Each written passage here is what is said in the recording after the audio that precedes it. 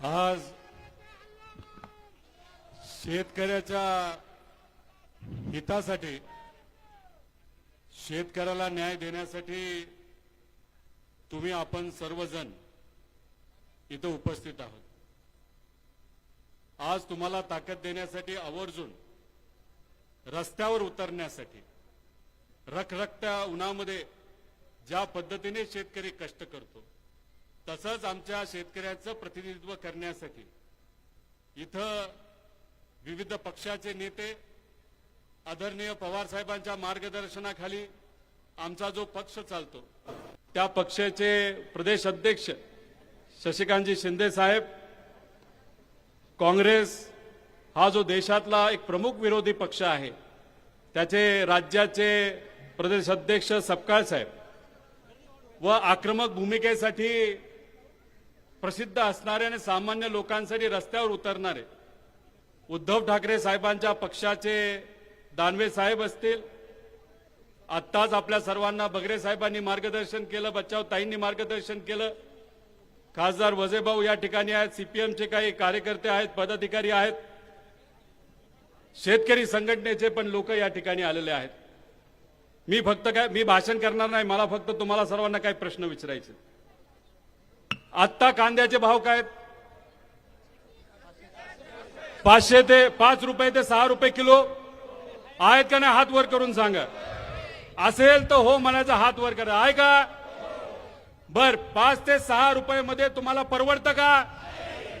आपल्याला उत्पादक खर्च किती येतो? 18 ते 20 रुपये येतो का नाही येत?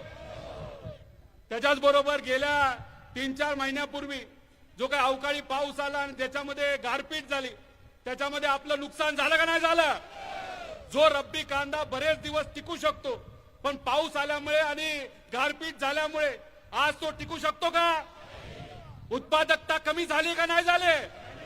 मग आज जेव्हा तुम्ही व्यापाऱ्याकडे जाता, मार्केट कमिटीकडे जाता, जेव्हा 4 रुपये 5 रुपये तुमच्या हातामध्ये मिळत असतात तेव्हा येण्या जाण्याचा तरी खर्च निघतो का?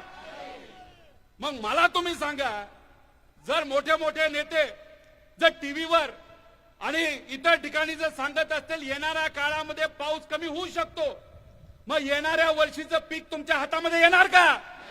जर येणारं पीक तुमच्या हातामध्ये येणार नसेल आणि आहे त्या पिकाला तुम्हाला भाव मिळणार नसेल तर अख्खं वर्ष तुम्ही जगू कसं शकता? हा प्रश्न आपल्या सर्वांच्या मनामध्ये आहे का नाही?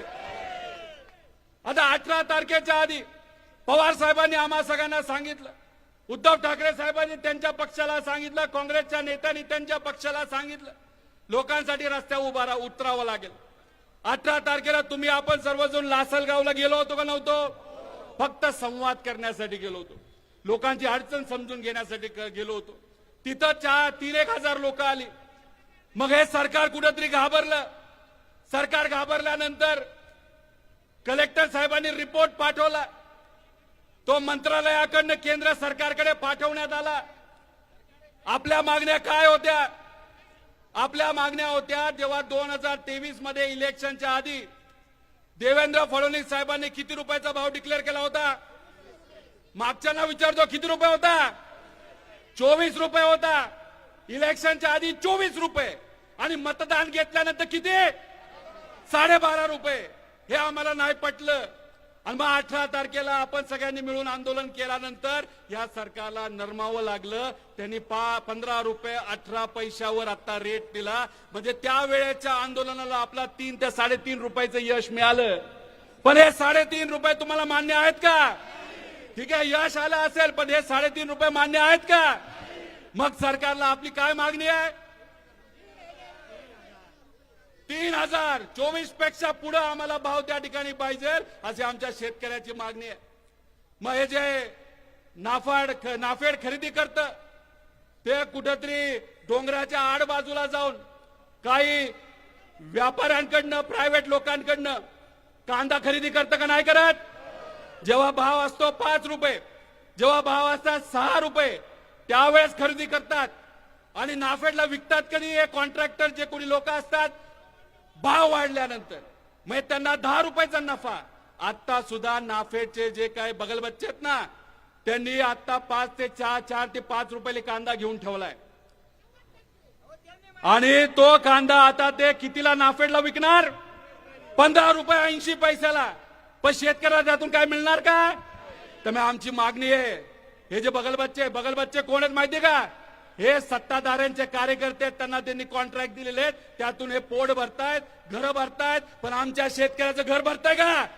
मला उत्तर कुणीतरी दिलं पाहिजे, म्हणून हे सर्व नेते या ठिकाणी आलेले आहेत. आणि मग आमची मागणी आहे, नाफेड लीग काळ्या कुठेतरी आड बाजूला खरेदी करण्यापेक्षा कुठं खरेदी करायचं? मार्केट कमिटीमध्ये खरेदी केल्यानंतर काय होतं? स्पर्धा निर्माण होते, आणि स्पर्धा निर्माण झाल्यामुळे आमच्या शेतकऱ्याला भाव मिळतो, आणि तीच आमच्या सगळ्यांची अपेक्षा आहे. आणि नाफेड म्हणते 2 लाख टन घेणार. 2 लाख टनात काय होणार आहे का? अहो इथंच एक दिवसाला 2 लाख टन गोळा होते. तर आमच्या सगळ्यांची मागणी आहे 8 ते 10 लाख टन कांदा त्या ठिकाणी घेतला पाहिजे. आणि 8 ते 10 लाख टन कांदा घेतला तो कांदा हा भारतात विकायचा नाही, हा कलकत्त्यात विकायचा नाही, मुंबईमध्ये विकायचा नाही, दिल्लीत विकायचा नाही. कारण काय करतात, 3 महिन्यानंतर भाव वाढल्यानंतर हा तुमचा कांदा जो स्वस्तात घेतलाय परत जाऊन त्या मोठ्या शहरामध्ये स्वस्तात विकतात. आणि आपल्या सगळ्यांची जी अपेक्षा असते राहिलेल्या कांद्याला चांगला भाव मिळाला, त्याला भाव मिळतो का? त्यामुळे हा घेतलेला कांदा कुठं विकायचा? डायरेक्ट भारताच्या बाहेर घेऊन जावा. भारताच्या बाहेर जात नसेल तर जाळून टाका, पण आमच्या शेतकऱ्याला 24 कमीत कमी रेट हा मिळालाच पाहिजे.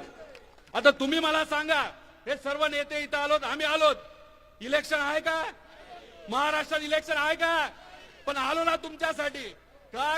खऱ्या अर्थाने सामान्य लोकांच्या पाठीमागे भक्कमपणे उभा राहण्याची भूमिका आमच्या नेत्यांनी आम्हाला सांगितली, आणि त्याच दृष्टिकोनातून तुमच्यासाठी इथं आलेलो आहे. त्यामुळे हे जे काही सावलीत बसलेले लोक आहेत, पेट्रोल पंपाचे इथं बसलेले लोक आहेत, त्यांना मला सांगायचे, अरे तुमच्यासाठी हा लढा आहे. तुम्ही त्या शेतामध्ये राबता, उन्हामध्ये राबता, आणि आता जर सावलीत बसत असाल तर तुम्हाला न्याय कसा मिळणार? तुम्ही जर रस्त्यावर आला नाही, तुम्ही जर लढला नाही, हे सरकार तुमच्याकडे बघणार सुद्धा नाही.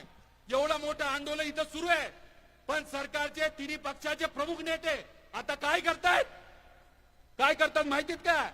आता MLCचं इलेक्शन आहे, कोणाला कुठलं तिकीट द्यायचं, कोणाला कुठं बसवायचं, घोडे बाजार कसा करायचा, नगरसेवक किती रुपयाला विकत घ्यायचे, जिल्हा परिषद सदस्य किती रुपयाला विकत घ्यायचे, अशी चर्चा मुंबईमध्ये तिथं चालू आहे.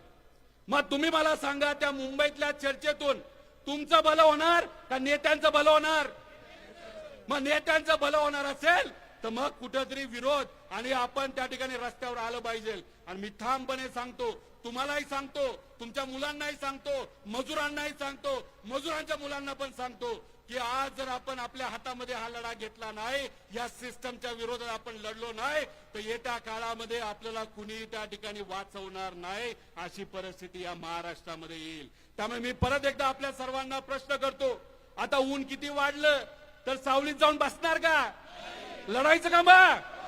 बरं आता काय झालंय, आता इथं 5-6 हजार लोक आलेत, पण आता चांदवड आपली जी मार्केट कमिटी आहे इथले 2-1 हजार आलेत, आसपासचे 2-3 हजार लोक आलेत, पण आपले 6 हजार लोक या प्रशासन आले, पोलीस प्रशासन याली ठिकठिकाणी, कुणी मोटरसायकलवर येते, कुणी गाड्यात येते, कुणी दुसऱ्या फाट्यावर अडकले, असे 6 हजार लोकांना आपलं थांबवले. मग आपला आवाज दाबला जातोय का नाही जात? पोलीस प्रशासन चांगलं असतं, सगळेच खराब असतात असं नाही, पण काही लोक हे चुकीचे असतात. त्यातले जे कोणी चुकीचे आहेत त्यांना मी सांगतो, आम्ही सर्व नेते सांगतो, आमच्या लोकांना लगेच त्या ठिकाणी सोडवा, नाहीतर हे सगळ्या गोष्टी तुम्हाला मागत पडतील. आणि मला असं वाटतं हे शासन, हे प्रशासन हे कुठेतरी आपल्याला हलक्यात घेते. मग हलक्यात घेत असेल, तुमच्या जीवन मरणाचा प्रश्न असेल तर मग काय करायचं? हे जर सरकार हवेत गेलं असेल, जर हवेत जाऊन आपल्याकडे दुर्लक्ष करत असेल, तर मग काही ठराविक आता काय करायचं सांगा?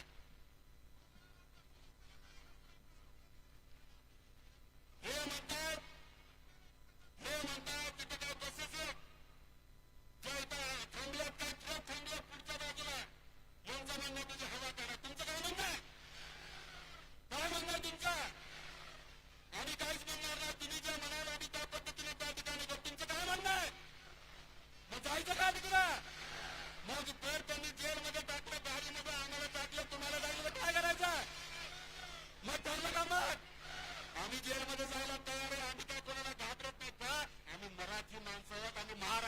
माणसं आहोत. आम्ही दिल्ली समोर झुकत नाही. अहो हे इतके दीडशाणी लोक आहेत. अहो अजितदादांना न्याय देण्यासाठी सुद्धा त्यांनी मदत नाही केली. आम्हा सर्वांना तिथं पळावं लागलं, इकडे जावं लागलं, तिकडे जावं लागलं. काँग्रेसच्या माध्यमातून कर्नाटकामध्ये 0 FIR करून कुठेतरी दादांना न्याय देण्याचा प्रयत्न आम्ही तिथं केला. त्यासाठी काँग्रेसचे आम्ही आभार व्यक्त करतो. पण मग दादांना न्याय देणं या महाराष्ट्रामध्ये अवघड असेल तर मला तुम्ही सांगा, तुमच्यासारख्या सामान्य लोकांना न्याय या महाराष्ट्रामध्ये मिळेल का नाही मिळेल? मग जर नाही मिळणार नसेल तर मग कुठेतरी आपल्याला सुद्धा काही गोष्टी हातामध्ये घ्याव्या लागतील. आज एक कांदा आंदोलन आहे, उद्या पेट्रोल डिझेलचं आंदोलन करावं लागेल, उद्या विद्यार्थ्यांसाठी आंदोलन करावं लागेल. आमच्या माता भगिनींची तिथं अब्रू उठली जाते, तिथं अत्याचार होत आहेत, त्या बाबतीत सुद्धा सरकार काही करायला तयार नाही. पेट्रोल आणि डिझेल घेण्यासाठी एखाद्या भिकाऱ्यासारखं आपल्याला लाईनीत उभं राहावं लागतं. आणि हे नेते काय म्हणतात, आमचे शेतकरी, या महाराष्ट्राचे स्वाभिमानी शेतकरी काय करतायत, डिझेल घेऊन काळा बाजार करतायत. अहो जो नेता म्हणला महाजन साहेब, तुम्हाला कदाचित या जिल्ह्याचे पालकमंत्री समजत असाल, पण तुम्ही किती काळा बाजार केलाय हे पुढच्या काही दिवसामध्ये मीच त्या ठिकाणी, आम्ही सर्वजण मिळून त्या ठिकाणी बाहेर काढणार आहोत. त्यामुळे याद राखा, आमच्या शेतकऱ्याला, सर्वसामान्य लोकांवर जर तुम्ही अन्याय केला आणि त्यांना जर अशा लेवलला जाऊन, खालच्या लेवलला जाऊन तर तुम्ही काय केलं, बोललं, तर तुम्हाला या महाराष्ट्रामध्ये, स्वाभिमानी महाराष्ट्रामध्ये, शिवशाहू फुले आंबेडकरांच्या महाराष्ट्रामध्ये फिरणं सुद्धा अवघड होईल. ही गोष्ट त्या ठिकाणी याद ठेवली पाहिजे. त्यामुळे मग आता काही शेतकऱ्यांनी इथं सांगितलंय की आता आपल्याला या हवेत जे लोक गेलेत तर काही गाड्यांची हवा काढून काय या सरकारला कुठेतरी जमिनीवर आणलं पाहिजे. शेतकऱ्यांनी आणि लोकांनी आदेश दिला, सामान्य लोकांनी आदेश दिला, तर आम्ही लोकप्रतिनिधी आहोत, आम्हाला तो आदेश ऐकावाच लागतो. मी या नेत्यांना विचारतो, काय करायचं आता? बरं, आपण आपल्यानंतर शशिकांत शिंदे साहेब आहेत, दानवे साहेब आहेत, सपकाळ साहेब आहेत, हे आपल्या सर्वांना मार्गदर्शन करतील. आणि हे सर्व नेते जे बोलतील तशा पद्धतीने त्या ठिकाणी आपल्याला वागायचंय. पण हे बोलत असताना, करत असताना जर आपल्याला थोडीशी चक्कर वगैरे आली तर आपण अँब्युलन्स डॉक्टर इथे ठेवलेत, पण बाकीच्यांनी सावलीत जायचं कारण नाही. बरोबर का नाही?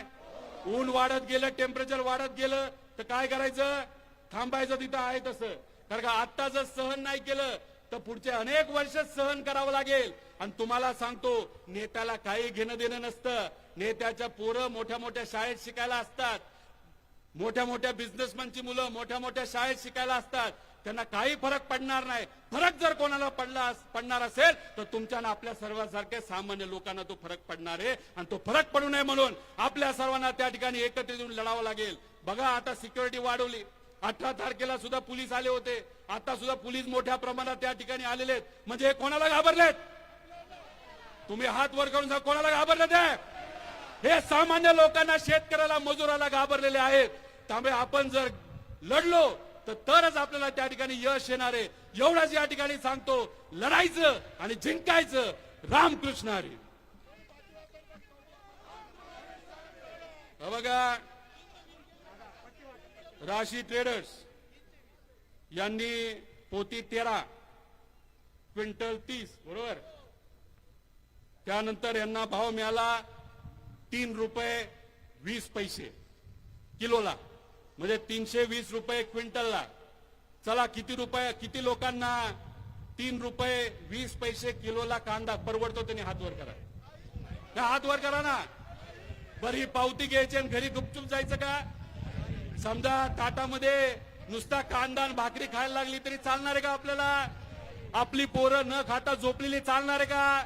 आपली पोरं जे चांगल्या शाळेमध्ये, कॉलेजमध्ये जातात त्यांनी 1 वर्ष डाऊन करायचं का शाळेत जाणंच बंद करायचं?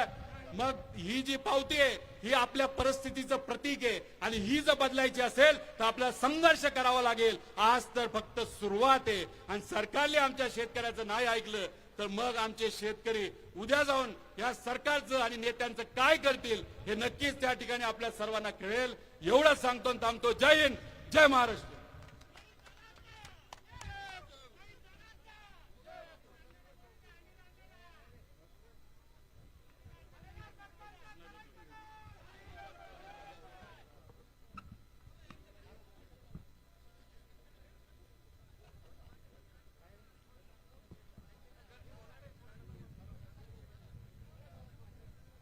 काय भाषण नाही करत. आपण सगळे उन्हा